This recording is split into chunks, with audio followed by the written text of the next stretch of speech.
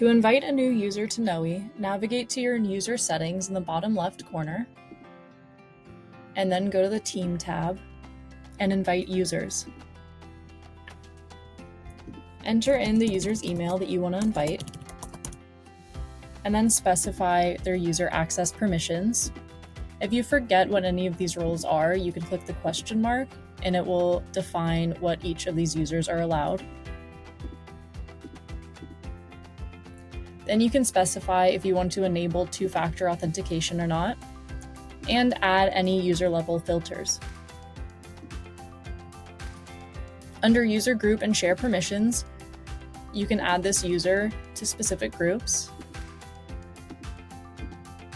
and specify if you want to make them editors of that group or just viewers.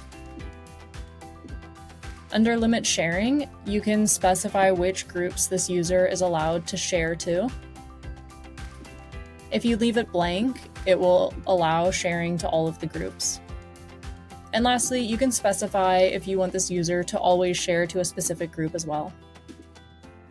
Once you've got your settings set, you can select Invite, and that user will get an email notification.